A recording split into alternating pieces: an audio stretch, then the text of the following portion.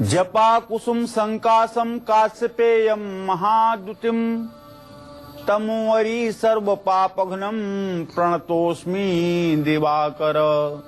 जपा कुसुम संकासम काश्यपेयम महाद्युतिम तमोवरी सर्व पापघ्नम प्रणतोस्मि दिवाकर।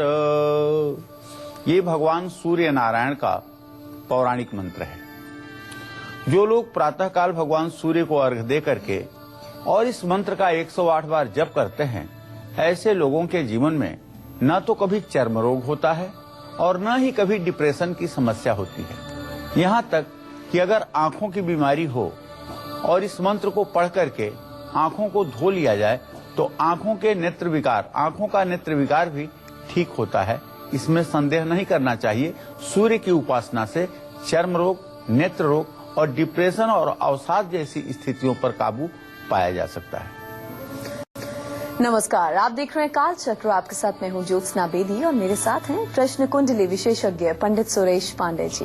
पंडित जी, बहुत बहुत स्वागत है आपका। धन्यवाद। शुरू हो गया है महापुण्यदायी माघ मास। माघ मास में कीजिए महास्नान, दीजिए महादान और कीजिए महा उपाय। देखिए माघ मास स्पेशल कालचक्र। जी हाँ, वो महीना जिसका हर दिन महापुण्यदायी है, हर दिन महाफलदायी है, हर दिन त्योहार की तरह है। वो महीना है माघ का महीना। जिस तरह बसंत को ऋतुराज और श्रावण को ऋतुओं की रानी कहा जाता है, बस उसी तरह माघ के महीने को महात्मा कहा जाता है। माघ के महीने में स्नान, व्रत और दान का खास महत्व होता है और इसी महीने में किसी भी नदी में स्नान करने से सभी पापों से आपको मुक्ति मिलती है और साथ ही आपके सौभाग्य में भी बढ़ोतरी होती है। माघ के महीने को कैसे बनाएं और मंगलकारी, यही हमें आज पंडित सुरेश पांडे जी पूरा 1 घंटा विस्तार से बताएंगे। इसके अलावा आज माघ स्पेशल कालचक्र में आपके लिए और क्या क्या खास है, आइए आपको ये भी बताते हैं। माघ महीने में क्यों बढ़ जाता है स्नान, दान और पूजा का महत्व। आर्थिक स्थिति और वैवाहिक जीवन को मजबूत करने के लिए माघ मास में आपको क्या खास करना चाहिए। पितृदोष और मांगलिक दोष से मुक्ति पाने के लिए माघ मास में कौन से खास उपाय आपको करने चाहिए, इसके बारे में भी आपको पंडित जी बताएंगे। इसके साथ ही आज के समय आपको अपने सबसे जरूरी काम करने हैं। गुड लक मुहूर्त में आप लोग जानिएगा, खुद का मकान बनाना अगर आप लोग चाहते हैं तो हमारे आज के सक्सेस मंत्र पर जरूर गौर फरमाइएगा। शादीशुदा जिंदगी में अगर परेशानियां बढ़ती जा रही हैं, उनसे आप निजात पाना चाहते हैं तो आपको अपने बेडरूम का वास्तु ठीक करने की जरूरत है। कैसे आप अपने वास्तु को ठीक करें, अपने बेडरूम के वास्तु को, पंडित जी आपको बताएंगे आज के वास्तु टिप में। और अगर आपके मन में कोई सवाल है तो आप निश्चिंत होकर हमें कॉल भी कर सकते हैं। हमारे नंबर्स है 0120-460-2503 और 0120-460-2504। तो पंडित जी के साथ हम आज की खास चर्चा की शुरुआत करें। पंडित जी आपको उससे पहले आज का शुभ मुहूर्त बताएंगे।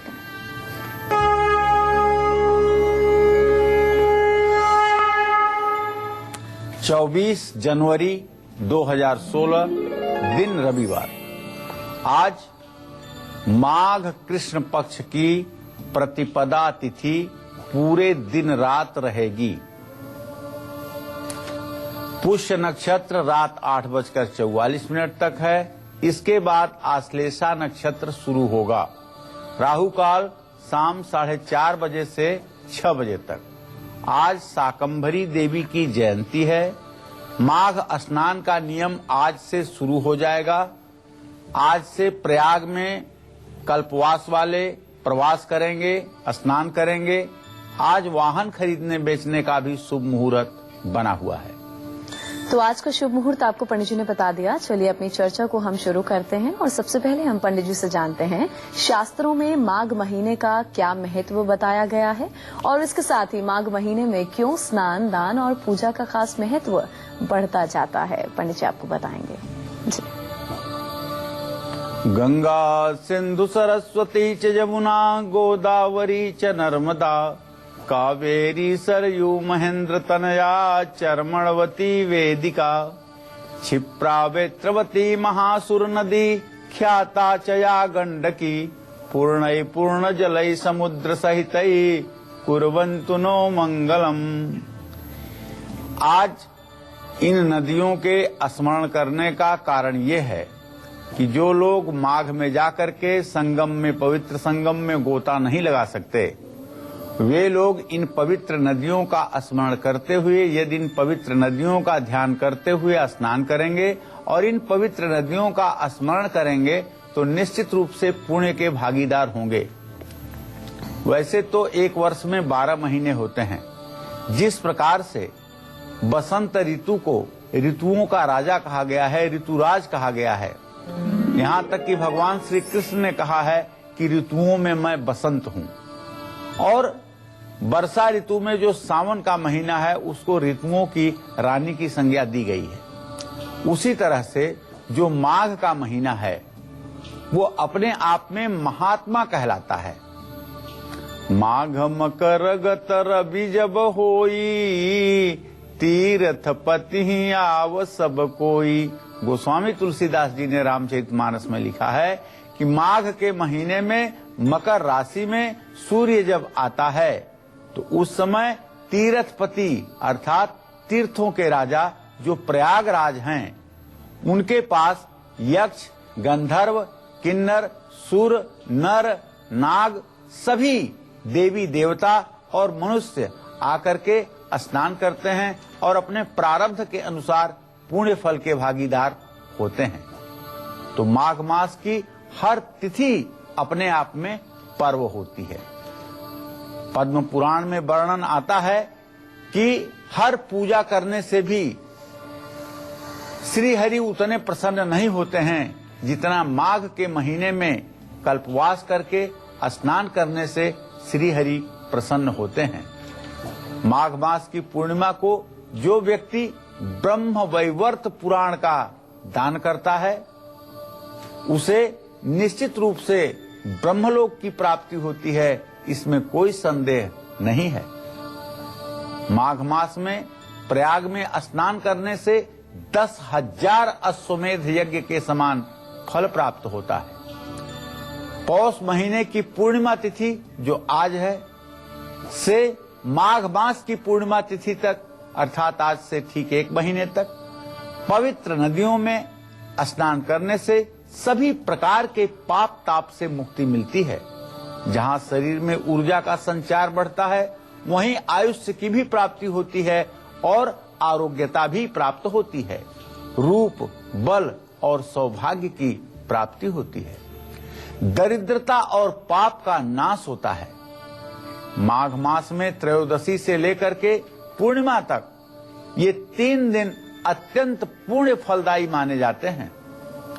जो लोग पूरे महीने प्रयाग में कल्पवास न कर सके, पूरे महीने पवित्र संगम में स्नान न कर सकें, वे लोग माघ महीने के अंतिम 3 दिनों में त्रयोदशी, चतुर्दशी और पूर्णिमा को प्रयाग में जाकर के 3 दिन प्रवास करके, स्नान करके, सैया दान करके परम पुण्य के भागीदार बन सकते हैं। सुबह सूर्योदय से पहले स्नान करने से पूरे माघ मास में स्नान करने के बराबर पुण्य की प्राप्ति इन 3 दिनों में होती है। इन 3 दिनों में भगवान श्री हरि विष्णु को प्रिय विष्णु सहस्त्र नाम और भगवत गीता का पाठ करने से पुण्य की प्राप्ति होती है। महाभारत में कहा गया है कि जो व्यक्ति माघ के महीने में तपस्वियों को तिल का दान करता है उसे नरक के दर्शन नहीं होते हैं, अर्थात वह कभी नरक में नहीं जाता है और पितर दोष से भी मुक्ति मिलती है। माघ महीना में ढेर साधु संत प्रयाग के धरती पर निवास करते हैं। उन्हें तिल से बनी हुई मिठाइयाँ, कंबल और अन्न धन दान करने से पुण्य की प्राप्ति होती है। इस मास में पूरे माघ महीने में सभी गृहस्थ लोगों को चाहिए, सभी हमारे दर्शकों को चाहिए कि कम से कम माघ महीने में लहसुन, प्याज और मसूर की दाल, इन 3 चीजों का सेवन ना करें। और अगर नहीं किसी पवित्र नदी में स्नान कर सकते हैं तो घर में ही पानी में गंगा जल डाल करके गंगे गंगे हर हर गंगे, गंगे गंगे हर हर गंगे कहते हुए स्नान करें। उड़द के दाल की खिचड़ी बना करके और उसे भगवान श्री हरि विष्णु को प्रसाद के रूप में अर्पित करके स्वयं ग्रहण करना चाहिए। पूर्णिमा में तिल, गुड़, कंबल, सूती कपड़े, जूते, छाता और अन्न का दान करना शुभ फलदायी होता है। जय मां विंध्यवासिनी। तो पंडित जी के साथ हम चर्चा को आगे बढ़ाएंगे, उससे पहले आज के राशिफल की हम शुरुआत कर लें और बात होगी मेष राशि के जातकों की।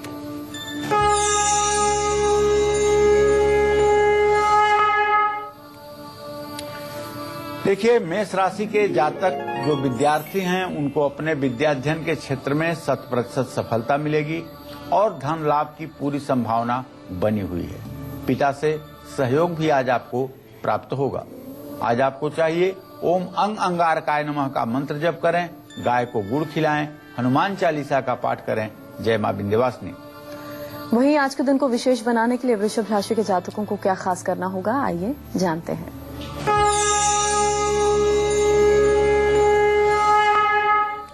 आज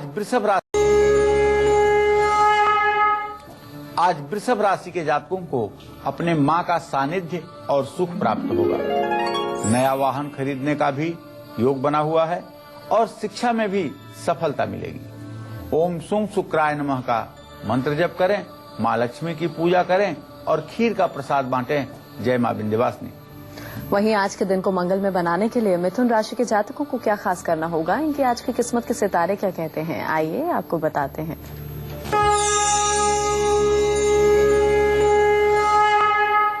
मिथुन राशि के जातकों को शिक्षा के क्षेत्र में आज चमत्कारिक सफलता मिलेगी, लेकिन पैर में दर्द की समस्या बढ़ सकती है और प्रतिस्पर्धा के लिए आज आपको तैयार रहना चाहिए। विष्णु सहस्त्र नाम का पाठ करना चाहिए, हरा वस्त्र दान करना चाहिए, गाय को हरी सब्जी या पालक खिलाना चाहिए। जय मां विंध्यवासिनी। तो ये था मिथुन राशि वालों का आज का राशिफल। अब हम बात करेंगे आज के गुड लक मुहूर्त की, जिस मुहूर्त में आपको अपने आज के सबसे जरूरी काम करने हैं, जो कि आप सभी के लिए गुड लक साबित होंगे। जी पंडित जी, गुड लक मुहूर्त। देखिए, अपने सभी दर्शकों को बताना चाहूंगा कि आज कोई भी जरूरी काम आप अभिजीत मुहूर्त या अमृत मुहूर्त में कर लीजिए। अभिजीत मुहूर्त 12:12 से दोपहर 12:54 तक है और अमृत मुहूर्त दिन में 2:10 से 3:49 तक है। इसमें जिस किसी कार्य का आप शुभारंभ करेंगे उसमें आपको सफलता मिलेगी। और अब कर्क राशि के जातकों का आज का हाल।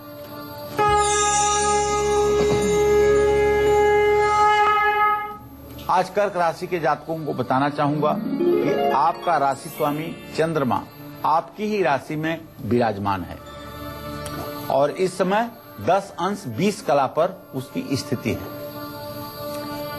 निश्चित रूप से आज आपको धन लाभ होगा, लेकिन आपके तृतीय भाव का स्वामी और उस पर पापक ग्रहों की दृष्टि इस बात का संकेत है कि आज आपके भाई को कुछ शारीरिक कष्ट मिल सकता है। मां का सुख प्राप्त होगा।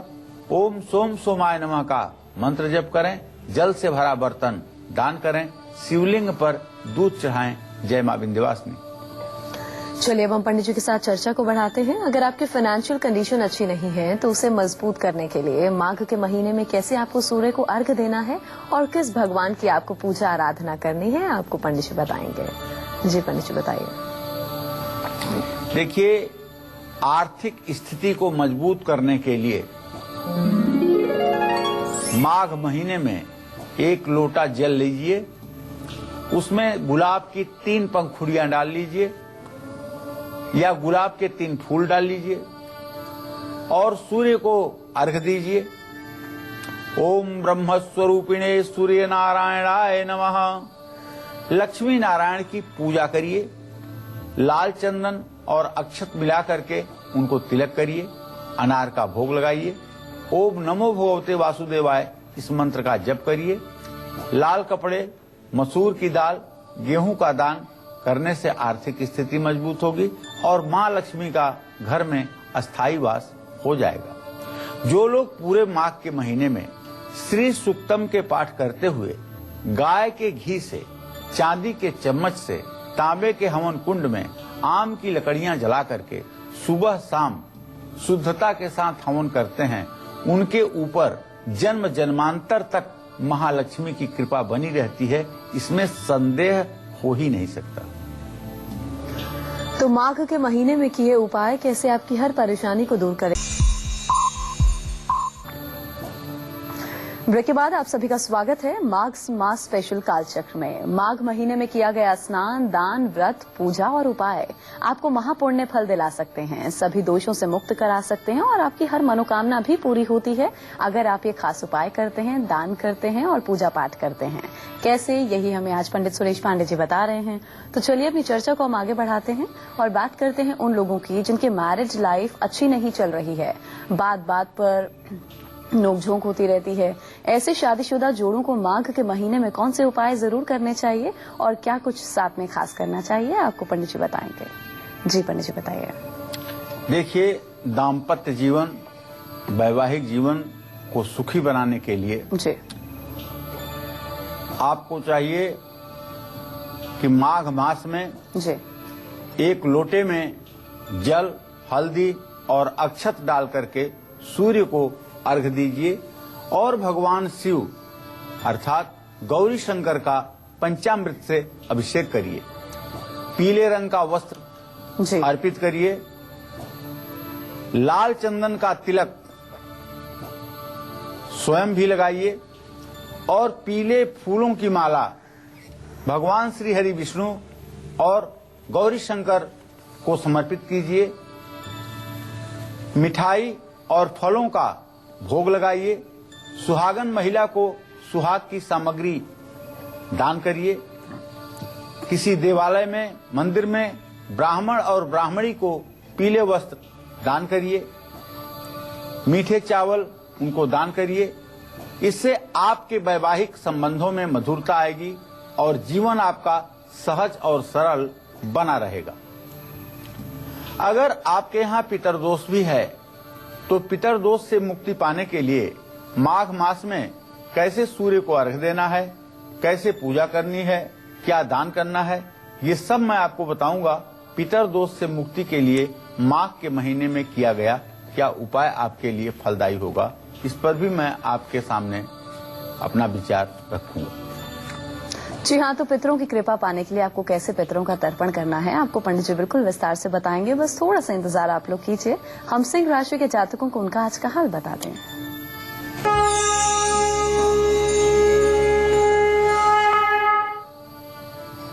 सिंह राशि के जातकों को बताना चाहूंगा, बृहस्पति और राहु की स्थिति आपके लग्न में बनी हुई है, लेकिन छठे भाव का स्वामी चतुर्थ भाव में है, वहां सूर्य की स्थिति है।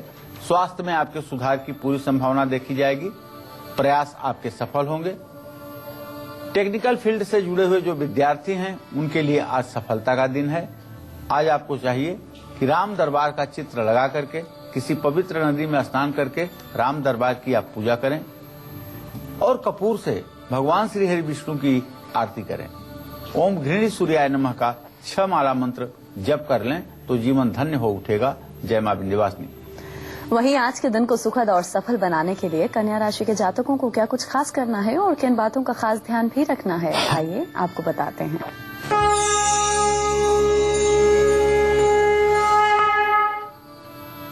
देखिए, कन्या राशि के जातकों को बताना चाहूंगा कि आज जो आपका ग्रह गोचर है उसके आधार पर एक बात बड़ी स्पष्ट हो रही है कि चंद्रमा बुध का खड़ाष्टक योग इस बात का संकेत है कि आज आपको मानसिक तनाव और दबाव रहेगा। आज बेचैन होकर के आप अपने आपा मत खोइएगा, अपनी जबान पर काबू रखिएगा और सफलता के लिए ज्यादा प्रयास करेंगे तो सफलता मिलेगी भी, ऐसा नहीं है कि सफलता नहीं मिलेगी। हरा कपड़ा अगर दान करें तो ये आपके लिए उत्तम होगा। भगवान श्री गणेश की पूजा अर्चना करना भी आपके लिए लाभकारी होगा। ओम गंग गणपतये नमः, इस मंत्र का यथासंभव जप करने से आपको पूर्ण फल की प्राप्ति होगी। जय मां विंध्यवासिनी। हमारी दर्शक फोन लाइन पर जुड़ी हैं, हम उनसे बात कर लेते हैं। जी, अपना नाम बताइए, उम्र बताइए और सवाल पूछ सकती हैं। आप क्या पूछना चाहती हैं? बेटा, मेरी आवाज मिल रही है? हेलो जी, आप बोलिए, जरा जोर से बोलिए। हाँ हेलो जी, मैं अपने बेटे के बारे में पूछ रही हूँ। पहले अपना नाम बताइए। मेरा नाम रीता शर्मा है। जी रीता जी, चलिए बेटे के बारे में। बेटा कितने साल का है? बेटा है 21 साल, 21 मतलब 20 साल का हो गया, 21 में लग गया।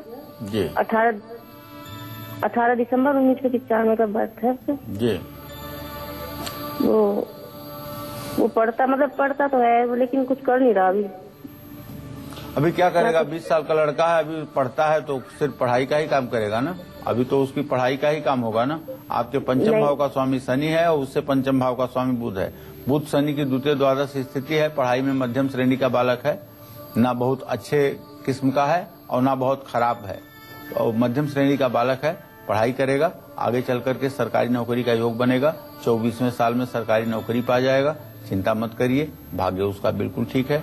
बस माँ होने के नाते आपको चाहिए कि शनिवार को पीपल के पेड़ के नीचे सरसों के तेल का दिया जलाया करिए। इससे आपके बेटे की उन्नति बनी रहेगी। तो पितरों की कृपा पाने के लिए कैसे आपको माघ महीने में पितरों का तर्पण करना है, किसकी आपको पूजा आराधना करनी है और क्या आपको दान करना है, आपको पंडित जी बताएंगे।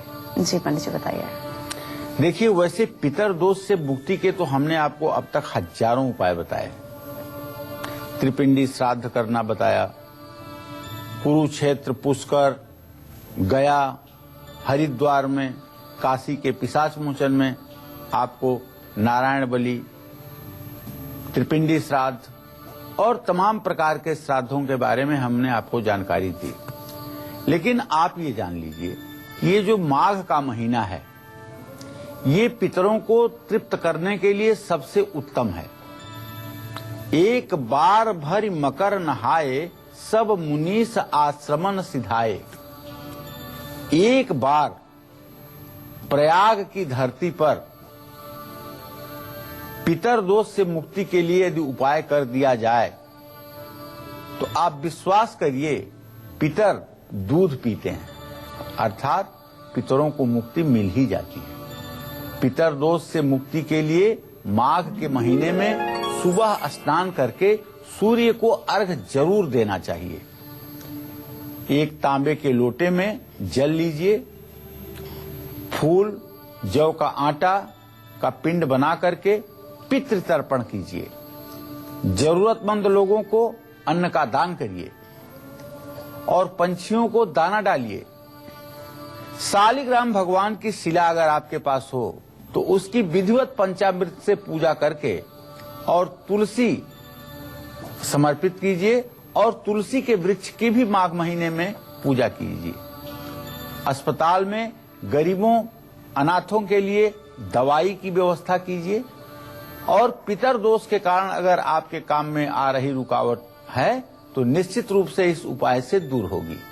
पितरों की आत्मा को शांति मिलेगी, पितर मुक्ति को प्राप्त होंगे। जो लोग माघ के महीने में, माघ के अंतिम 3 दिनों में त्रयोदशी, चतुर्दशी और पूर्णिमा किसी दिन सैया दान करते हैं, अर्थात एक उत्तम किस्म का सैया जिसको बेड कहते हैं, उस पर बिछने वाला वस्त्र और गृहस्थ आश्रम में प्रयोग होने वाली सारी सामग्री, यहां तक कि बर्तन से लेकर के अन्न तक, जो किसी वेद पाठी ब्राह्मण को प्रयाग की धरती पर अपने माता पिता से दान करवाते हैं, वो समझ लीजिए कि जन्म जन्मांतर तक भाग्यशाली बने रहते हैं और उनके शौर्य का साहस करना किसी के बस की बात नहीं होती। यदि आपके माता पिता भी वृद्ध हैं तो आपको चाहिए कि माघ के महीने में आप अपने माता पिता से सैया दान प्रयाग में जरूर करवाएं। इससे आपका जन्म लेना साकार हो जाएगा और आपके पुरुषार्थ को प्रशंसा मिलेगी ईश्वर की तरफ से, मनुष्य की तरफ से नहीं। और अपने माता पिता के लिए आप इससे बढ़कर के कोई श्रेष्ठ कर्म कर भी नहीं सकते हैं। तुला राशि वालों को उनका आज का हाल बताएं। उससे पहले हमारे दर्शक चंद्रकांता गाजियाबाद से जुड़े हैं, हम उनसे बात कर लें। जी, आप अपनी उम्र बताइए और सवाल पूछ सकते हैं। हेलो जी पंडित जी, प्रणाम। हाँ, सदा सुखी रहिए। हम अपने बेटे के बारे में पूछना चाहते हैं। क्या बताइए, बेटे का नाम बताइए, उम्र बताइए। चंद्रकांता जी, उसका भूपेंद्र नाम है, उसकी 8 जुलाई 1990। जी चलिए चंद्रकांता, क्या जानना चाहती हो? उसकी वो है, क्या कहें, जन्म तिथि 1990। जी चलिए चंद्रकांता, क्या जानना चाहती हो? उसकी वो है क्या कहें जन्मतिथि और उसकी शादी के बारे में और नौकरी के बारे में पूछना चाहते हैं कि उसकी। चलिए मैं बताना चाहूंगा कि शादी के बारे में आपने प्रश्न किया है। विवाह का योग शीघ्र बनता हुआ दिखाई दे रहा है। अभी आपके बेटे का 24वां साल पूरा होने वाला है, 25वें साल में इसका विवाह हो जाएगा।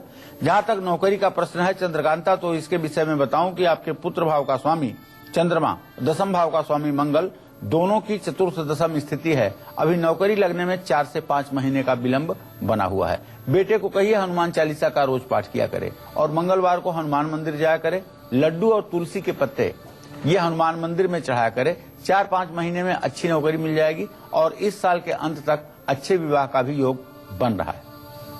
चलिए अब तुला राशि के जातकों का आज का हाल देखते हैं।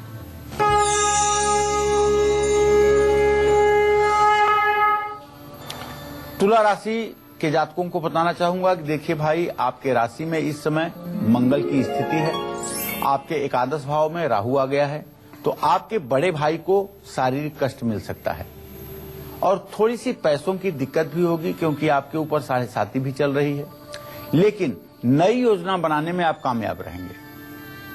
तो आज आप माँ लक्ष्मी की पूजा करिएगा, श्री सूक्त और कनक धारा स्त्रोत का पाठ करिएगा, देसी घी से हवन करिएगा और सफेद कपड़े पहन करके घर से बाहर आज निकलिएगा। आपको चारों दिशाओं में सफलता मिलेगी। जय मां विंध्यवासिनी।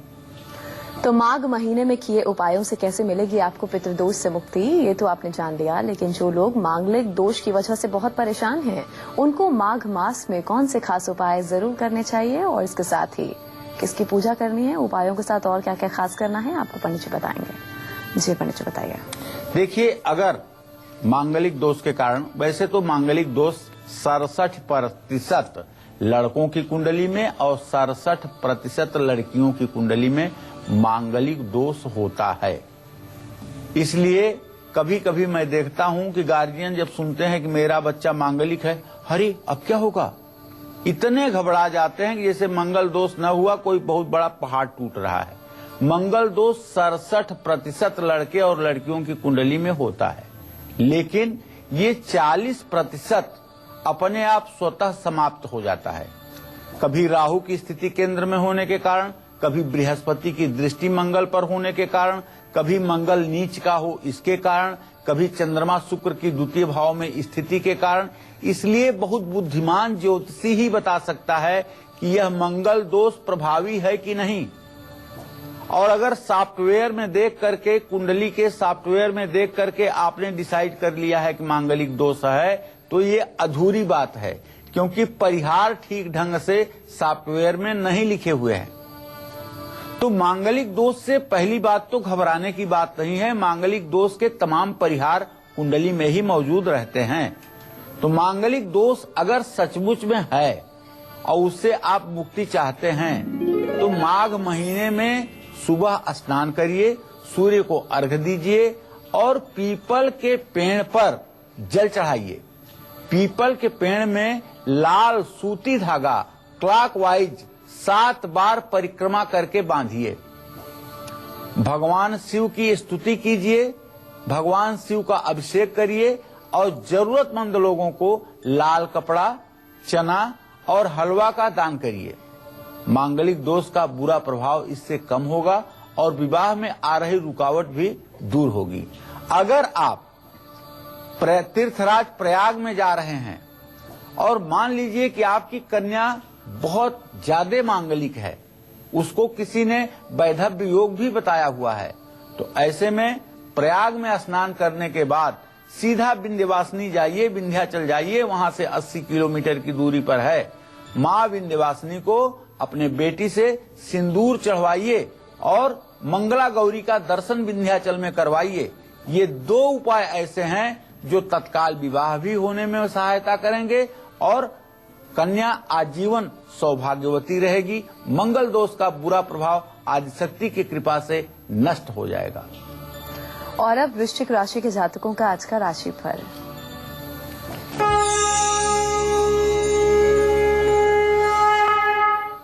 आज वृश्चिक राशि के जातकों को बताना चाहूंगा कि शनि की आपके राशि में स्थिति इस बात का संकेत है कि आपके दशम भाव का स्वामी सूर्य जो स्थिति में है वो आपको नौकरी में प्रमोशन दिलाएगा और आपकी आर्थिक स्थिति भी मजबूत होगी। क्रिएटिविटी काम जो आप करेंगे उसमें आपको सफलता मिलेगी। ओम हंग हनुमताय नमः का मंत्र जप करें, हनुमान जी को चंदन की माला चढ़ाएं, लड्डुओं का भोग और तुलसी का पत्ता हनुमान जी को समर्पित करें। जय मां विंध्यवासिनी। चलिए अब हम चर्चा को आगे बढ़ाएंगे। तो जिन लड़कियों की शादी में देरी हो रही है, रुकावटें आ रही हैं, उनको माघ के महीने में आने वाले गुप्त नवरात्र में किस देवी देवता की पूजा आराधना करनी चाहिए और कैसे करनी चाहिए और कौन से खास उपाय करने चाहिए, पंडित जी आपको बताएंगे। जी पंडित जी बताइए। देखिए, जिस कन्या के विवाह में विलंब हो रहा है या जिस लड़की की उम्र 26 साल से ज्यादा हो गई है, तो हमारे शास्त्रों में 26 साल से ज्यादा उम्र को विलंबित विवाह माना जाता है। जिस लड़की के विवाह में देरी हो रही है वो माघ के महीने में आने वाले गुप्त नवरात्र में, गुप्त नवरात्र इस साल 9 फरवरी से शुरू हो रहा है और 16 फरवरी तक रहेगा। ये सभी अपने दर्शकों के जानकारी के लिए बता देना चाहूंगा कि 9 फरवरी से 16 फरवरी तक गुप्त नवरात्र रहेंगे इस साल। तो सोमवार के दिन शिव मंदिर जाकर के शिव पार्वती को जल और दूध अर्पित करें। अपने पास एक मोरपंख जरूर रख लें और हर रोज सुबह केले के पेड़ की जड़ में जल चढ़ाएं। माघ मास के गुप्त नवरात्र में मां कात्यायनी की पूजा करें। कात्यायनी ओम क्लीम कात्यायनी महामाये महायोगिन्यधीश्वरी नंद गोप सुतम देवी पतिम में कुरुते नमः। गोपियों ने भगवान कृष्ण को पति के रूप में प्राप्त करने के लिए बालू की कात्यायनी की मूर्ति बना करके इस मंत्र का जप किया था।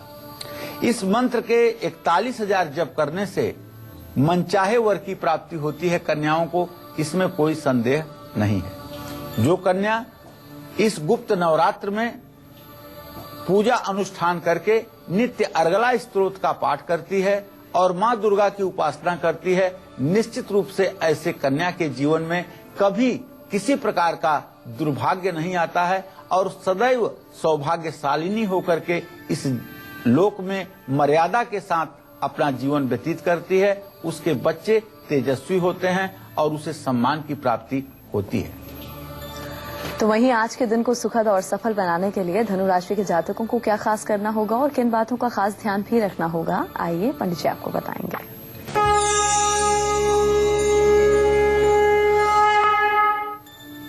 आज धनु राशि के जातकों को चाहिए कि अपने पिता की आज्ञा का उल्लंघन न करें, नहीं तो पिता से अनबन हो सकती है। खर्च पर थोड़ा सा नियंत्रण रखने की जरूरत है।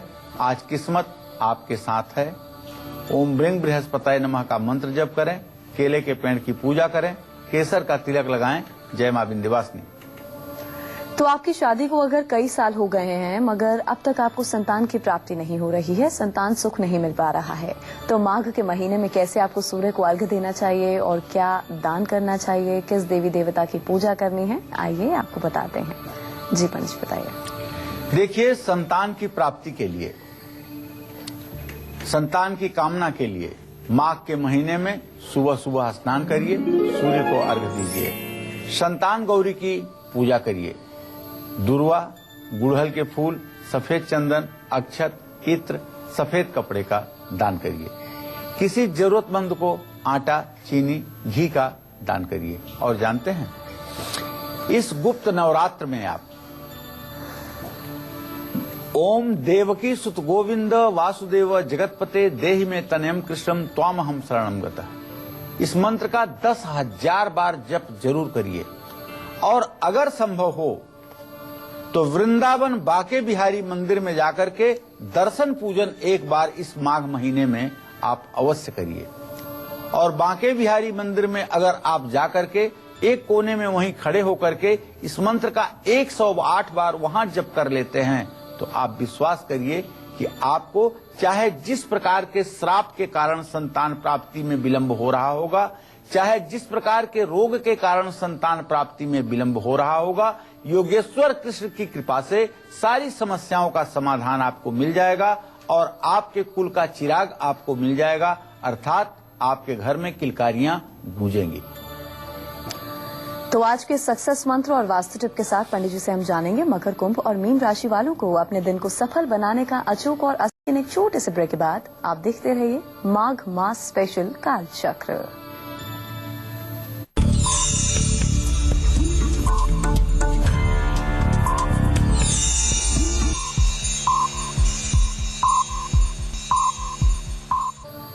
ब्रेक के बाद कालचक्र में आप सभी का बहुत स्वागत है। चलिए अब हम आगे बढ़ेंगे और बात करेंगे आज के सक्सेस मंत्र की। जी पंडित जी, सक्सेस का मंत्र क्या है? देखिए, यदि मकान की इच्छा आपके मन में बलवती है, किराए के मकान में रहते रहते आप ऊब चुके हैं या आपका मनपसंद मकान नहीं हो पा रहा है, तो मैं अपने कार्यक्रम में बहुत बार आपको बताया हूं, एक बार फिर बताना चाहता हूं कि आप किसी महीने की सप्तमी तिथि को एक नीम की लकड़ी का सुंदर खिलौना टाइप 9 इंच बाई 9 इंच का और 9 इंच ऊंचा 2 मंजिला मकान बनवा करके और उसको अच्छे से पेंट करवा करके किसी मंदिर में रख करके आइए या किसी 8 साल के नीचे के बच्चे को खेलने के लिए दे दीजिए। निश्चित रूप से यह करने के बाद आप गाय को गुड़ जरूर खिलाइएगा। ईश्वर की कृपा होगी, आपका सौभाग्य होगा, तो 1 साल के अंदर आपको अच्छा और कलात्मक मकान मिल जाएगा। यदि मकान संबंधी कोई आपकी समस्या है, कोई विवाद है, तो उसमें भी आपको इस उपाय से सफलता मिलेगी। बस इस उपाय को शुद्धता के साथ करने की आवश्यकता है। तो आज का सक्सेस मंत्र आपको पंडित जी ने बता दिया। चलिए अब हम आगे बढ़ेंगे और बात करेंगे आज के खास वास्तु टिप की। आज आपके लिए वास्तु टिप में क्या खास है, पंडित जी आपको बताएंगे कौन सा वो वास्तु उपाय है जो आपको करना होगा शादीशुदा जिंदगी में अगर दिक्कतें आ रही हैं, परेशानियां बढ़ती जा रही हैं, उनको घटाने के लिए। देखिए, अगर शादीशुदा जिंदगी में परेशानियां बढ़ती जा रही हैं, परेशानियों का मतलब नहीं होता कि सिर्फ पति पत्नी में तनाव हो। परेशानियों का मतलब होता है कि स्वास्थ्य में खराबी हो, आर्थिक स्थिति खराब हो, गलतफहमियां पैदा हो रही हों, तो जरा सा आप अपने बेडरूम पर गौर कीजिएगा। बेडरूम की खिड़की से नकारात्मक ऊर्जा या नकारात्मक चीजें अगर दिखाई देती हैं, जैसे सूखा पेड़, फैक्ट्री की चिमनी से निकलता हुआ धुआं, कब्रिस्तान का स्थान, नकारात्मक ऊर्जा इससे आती है। ऐसे दृश्यों से बचने के लिए खिड़की पर पर्दा जरूर डालिएगा और ये पर्दा इस तरह का हो कि जिससे आर पार दिखाई न देता हो। ये पर्दा ही नकारात्मक ऊर्जा को रोकेगा और आपके दाम्पत्य जीवन में आने वाली कठिनाइयों को दूर करने में सहायक सिद्ध होगा। और अब मकर राशि के जातकों का आज का हाल।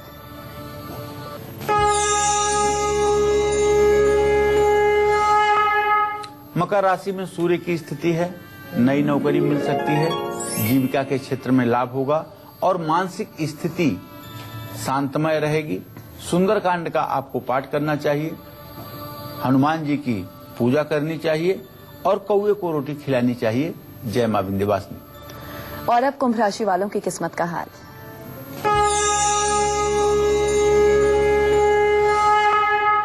कुंभ राशि के जातकों के ग्रह गोचर के आधार पर ये कह सकता हूं कि आमदनी बढ़ेगी, प्रेम के क्षेत्र में सफलता मिलेगी, चिंताएं बनी रहेंगी। बहते पानी में जौ प्रवाहित कीजिए, ओम संग सनश्चराय नमः का मंत्र जप कीजिए और कंबल का दान करिए। जय मां विंध्यवासिनी। वहीं आज के दिन को मंगलमय बनाने के लिए मीन राशि के जातकों को क्या खास करना होगा और किन बातों का खास ध्यान भी रखना होगा, आइए आपको बताते हैं।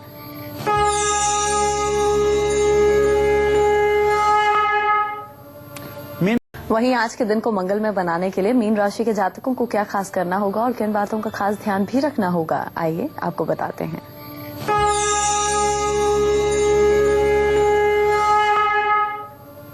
मीन राशि के जो जातक हैं उनके आज जीवन साथी को, जीवन संगिनी को कष्ट हो सकता है। प्रेम संबंधों में थोड़ी सी गलतफहमियां पैदा हो सकती हैं, मनमुटाव हो सकता है और स्वास्थ्य में भी गिरावट की संभावना रहेगी। ओम नमो भगवते वासुदेवाय इस मंत्र का जप करना चाहिए। भगवान श्री हरि विष्णु की पूजा करनी चाहिए और आज के दिन आपको पीले वस्त्र पहन करके घर से निकलना चाहिए। जय मां विंध्यवासिनी। तो उम्मीद करते हैं आज का विषय आप सभी को बहुत पसंद आया होगा। बहुत बहुत शुक्रिया आपका पंडित जी इस खास जानकारी के लिए। कल फिर हाजिर होंगे एक नए विषय के साथ। तब तक के लिए कालचक्र की पूरी टीम को दीजिए इजाजत। नमस्कार।